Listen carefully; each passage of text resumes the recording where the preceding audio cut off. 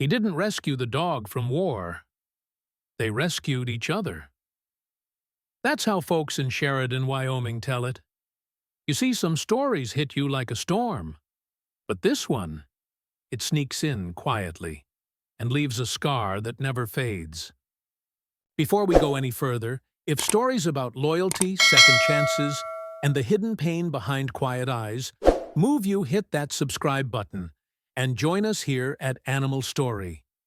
Every week we bring you real emotional journeys of animals and the people they change forever.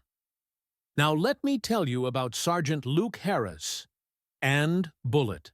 Luke wasn't the kind of guy who talked about his feelings. Most soldiers aren't. After 14 years in the Marine Corps, 3 deployments, 2 Purple Hearts, and a discharge he never asked for, he just wanted one thing: peace.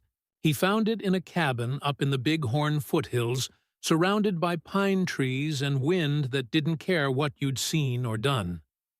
But even in the quiet, his past followed him. The nightmares, the shaking hands, the way fireworks in July made him drop to the ground with his heart pounding. His therapist called it PTSD. Luke called it the war that never ends. Then, one blistering afternoon in Syria, in a dusty alley outside the compound perimeter, he heard a whimper. Not human. Animal. Weak. Hurt.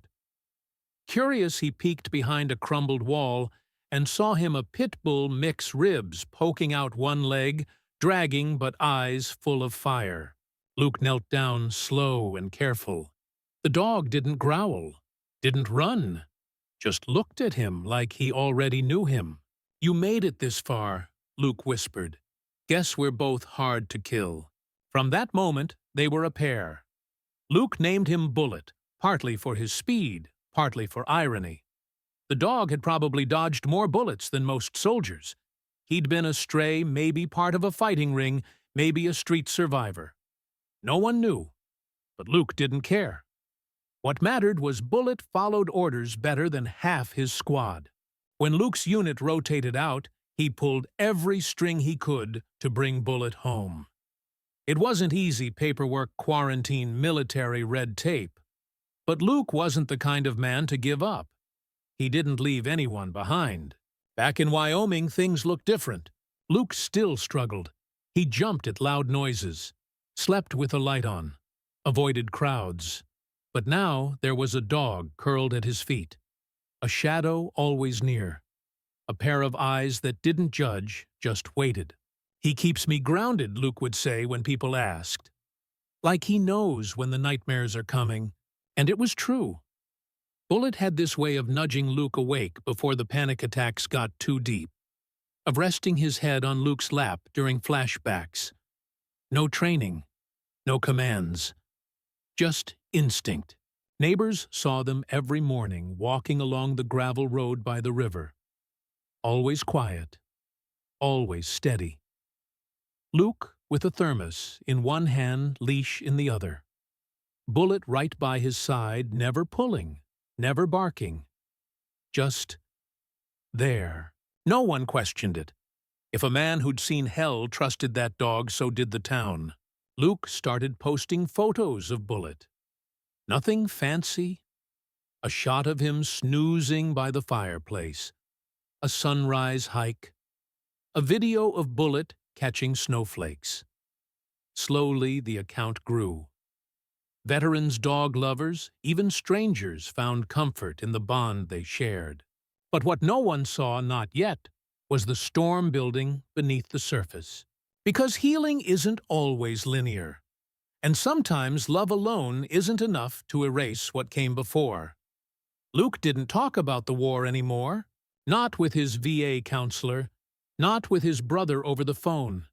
Not even with Natalie, the Army medic who visited every Sunday with banana bread and a half-smile that said she knew more than she let on.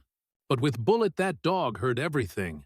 Some nights Luke would sit on the back porch, the mountains outlined by fading dusk, a beer resting on one knee, and Bullet curled beside him like a soldier at rest. "You ever wonder why we made it?" Luke muttered once, staring at the horizon. "Why us? and not them. Bullet didn't answer, of course. He just shifted his weight, leaned a little closer. That was enough. For a while, life settled into a rhythm. Luke worked part-time at the local co-op, helping stock supplies and fix busted tractors. Bullet rode shotgun in the truck, always watching the road with those amber eyes. They were inseparable, a man and his dog healing in silence. At the hardware store, folks nodded. That's the Marine, they'd whisper. The one with the rescue pit. Sheridan was a small town, but it wasn't small-minded. People respected service. They respected scars, even if they didn't ask where they came from. And they respected dogs, especially ones that walked tall beside a veteran. Luke had rules, though. No strangers petting Bullet. No off-leash walks outside the property. No loud music, no parties, no surprises. He wasn't paranoid, just structured. That's how he stayed in control. And for Bullet, structure was a comfort. Luke gave him routine, safety, a full bowl, and a warm fire. He taught him commands: sit, stay, come leave it. Bullet learned fast. He was smart. Maybe too smart.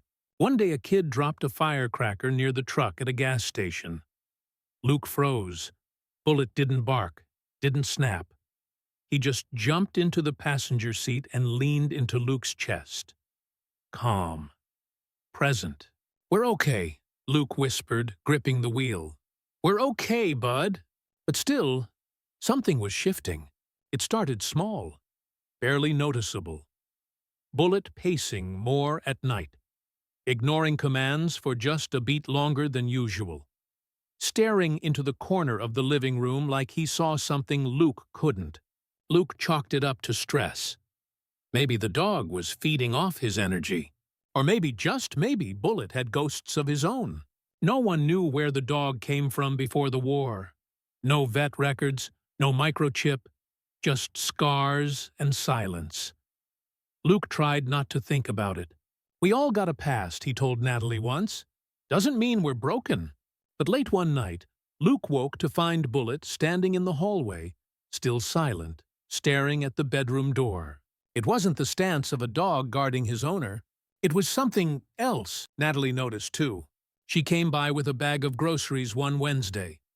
Bullet, normally tail-wagging and polite, stood frozen at the kitchen threshold, hackles slightly raised. Not growling, not hostile, just alert. "He okay?" she asked gently. Luke shrugged. "He's just having a weird week." Natalie didn't push. But as she loaded milk into the fridge, she whispered to the dog, "You're safe now. You know that, right?" Bullet blinked, backed away slowly. No tail wag. That night Luke sat by the fire and looked at Bullet. Really looked. Something in the dog's face had changed. Not fear, not aggression, but something old, instinctual, as if the animal inside was slowly surfacing from the quiet. "We're good, right?" Luke asked softly. Bullet didn't move, just stared. The next morning, Luke called the local vet just to be safe. Scheduled a checkup. Might be something neurological, he said. But the appointment would be 5 days out, and 5 days would be too late. The night it happened, there was no storm, no fireworks, no warning, just stillness. The kind of stillness you only notice after it's gone. Luke had spent most of that Saturday doing yard work. Nothing heavy, just clearing pine needles, fixing a broken step on the back deck.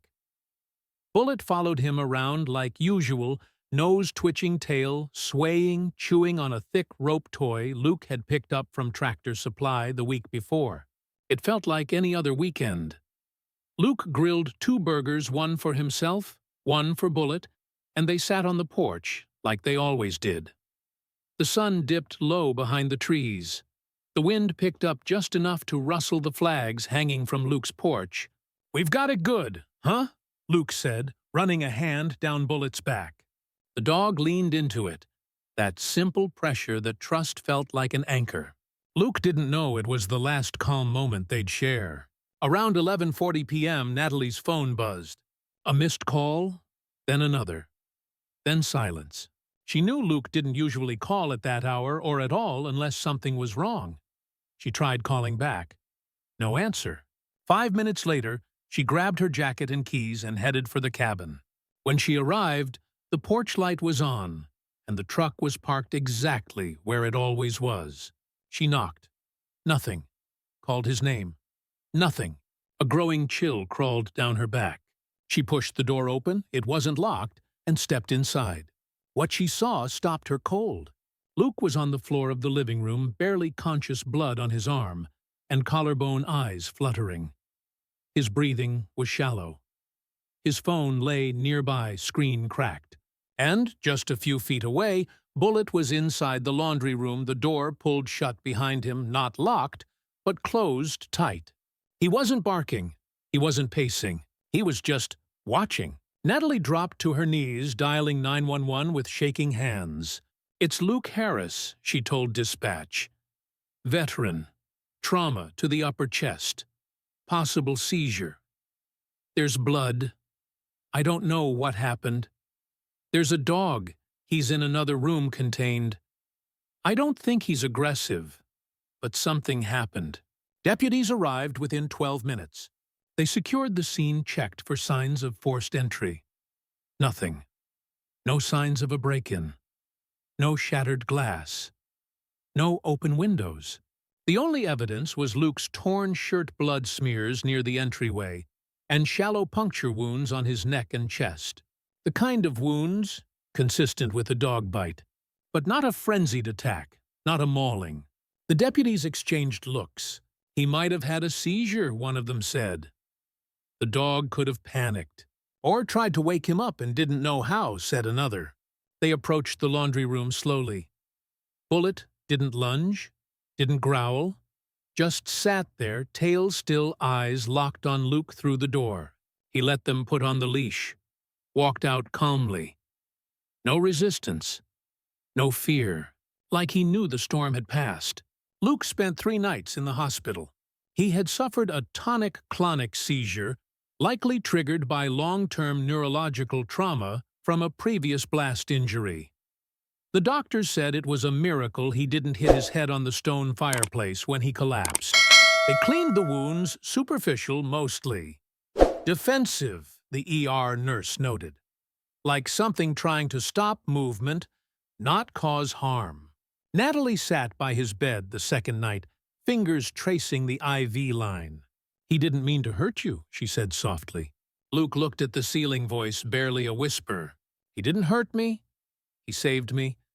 I just didn't understand it at the time." When Luke was discharged, Bullet was still being held for observation by the county shelter. A standard procedure.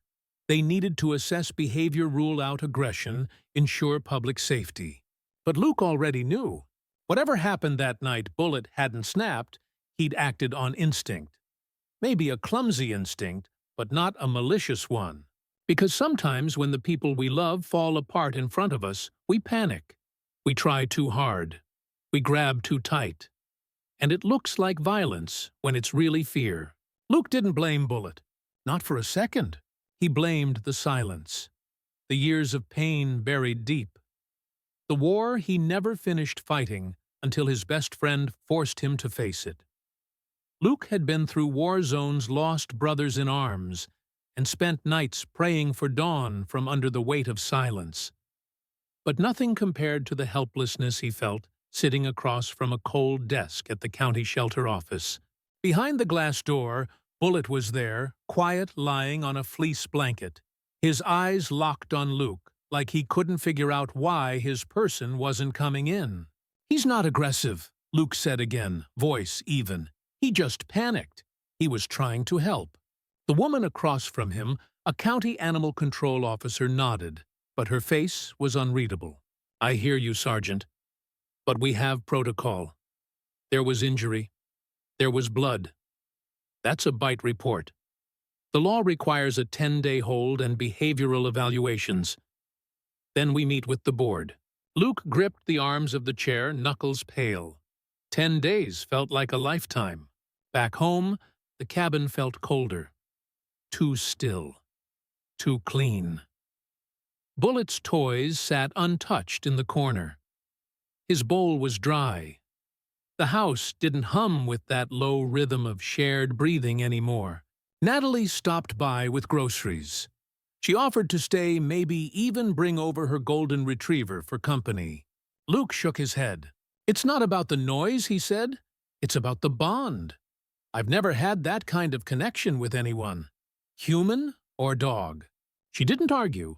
She just sat beside him on the porch steps, letting the silence stretch long between them. "You think they'll put him down?" Luke asked finally. Natalie looked away. She couldn't answer that. The next morning, Luke did what soldiers do best. He prepared for a battle.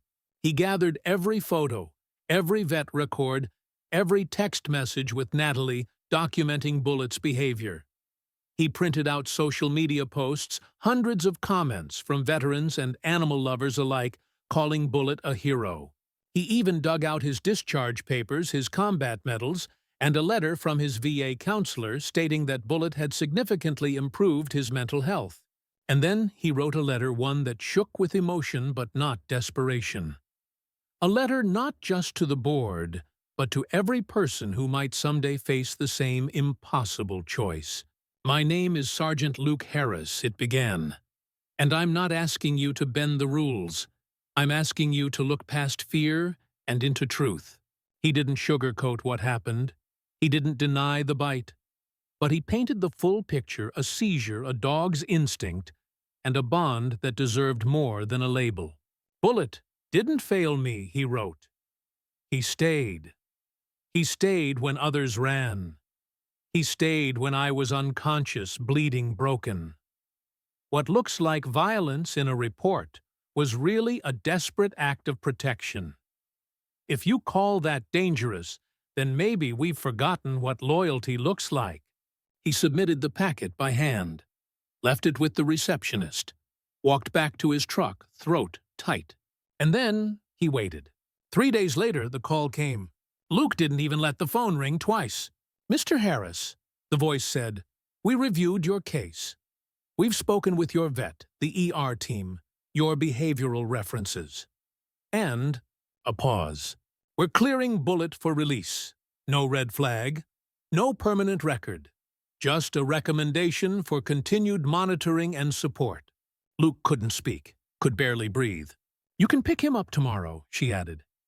"And thank you for your service, both of you." When Luke walked through those shelter doors the next day, Bullet didn't bark, didn't jump.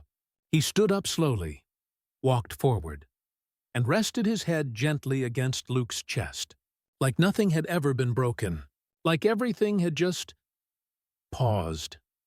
Luke stood at the edge of the field behind his cabin, watching the sun crawl over the hills. Morning dew clung to the tall grass, and the air smelled like pine and memory. Beside him, Bullet sat still, ears perked, breathing calm. It had been 2 weeks since the shelter cleared him.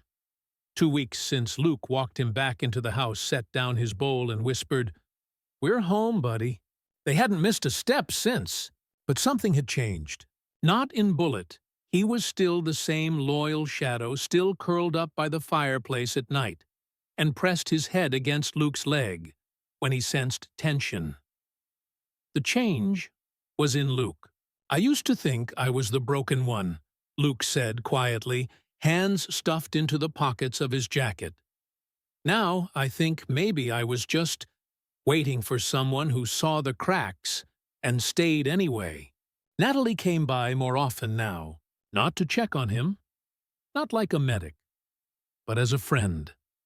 Someone who understood that the aftermath was never clean, never easy. They sat together one afternoon, sipping coffee on the porch, while Bullet dozed at their feet. "You thinking about writing it all down?" she asked. Luke shrugged. "I don't know. Feels weird. Like trying to explain a storm to someone who's never seen lightning." "Maybe," she said, "but storms change landscapes, and some people need to hear how they survive." That night, Luke opened his old laptop, the one he hadn't touched in years. He started typing. He called the piece Instinct, not a story, not a memoir, just truth. He wrote about the war, about the heat and dust, and the kid who didn't come home. He wrote about the nights in Wyoming, when silence screamed louder than gunfire. But mostly, he wrote about Bullet, about the day he found him in a bombed-out alley, about the slow trust that built between them, about the bite, the hospital, the fear, about the forgiveness that followed. And he ended it with a question. If love is only safe when it's perfect, is it still love at all? The piece went viral. A veteran's blog picked it up first, then a rescue group, then a national news outlet. Emails poured in from other soldiers, from survivors, from strangers who had been judged for scars they didn't ask for. One woman wrote, "I was going to put down my dog after a bite incident, but your story made me look again, made me ask why. We're going to try training instead. Thank you." Luke didn't reply to all of them, but he read every word. He realized that telling the truth, the messy, painful, unfiltered truth, was its own kind of service. Months passed. Spring rolled into summer. Bullet was officially registered as an emotional support animal. Luke started volunteering with a local K-9 rehab program, not just for dogs, but for the veterans who needed them. And every Sunday morning before church or football or chores, Luke and Bullet still walked the trail behind the cabin. Just a man and his dog. No drama, no headlines, just peace. One afternoon, a boy about 10 years old approached them at the farmer's market. He was holding a melting ice cream cone and staring wide-eyed at Bullet. "Is he scary?" the boy asked. Luke knelt down to the boy's level. "No," he said with a smile. "He's just brave. Can I pet him?" "You can ask him," Luke replied, guiding the boy's hand. Bullet looked up, eyes soft, and gave a slow wag. Some scars never fade. They don't bleed. They don't scream. They just settle in like smoke in old clothes, like the smell of gunpowder that never quite leaves the skin. Luke Harris still carried the war with him. Not in his medals or the limp in his right leg, but in quieter ways, the way he double-checked the lock at night, the way he paused before crowds, the way he scanned exits out of habit. But if you saw him now, you might not notice that. You'd see a man in jeans and a ball cap tossing a frisbee on a quiet field behind a church with a brindle Pitbull who caught it midair and wagged his tail like the past had never touched him. That was Bullet. To the world, he was just a dog. But to Luke, he was the first living thing that ever showed him how to stay. A few months after the article went viral, Luke was invited to speak at a small event for veterans and rescue dog advocates in Boise, Idaho. Nothing big, just 50 chairs under a white tent and a microphone that buzzed every time the wind picked up. He didn't prepare a speech. Luke wasn't a podium guy. But when he stepped up to talk Bullet by his side, the crowd went silent. "I'm not here to tell you dogs save people," he began. "You already know that. I'm here to tell you that sometimes they hold a mirror up to who we really are." He talked about trauma, about instinct, about the night he almost died, and the moment he realized Bullet wasn't the one who needed saving. "We think loyalty is about obedience," he said. "But real loyalty, it means staying even when it gets ugly, even when it hurts." After the applause faded and people started packing chairs, a young man approached Luke. Early 20s, tattoos, a service dog harness in one hand. He didn't say much, just this: "I was scared to keep mine after she bit my dad. But now, I'm gonna give her another shot.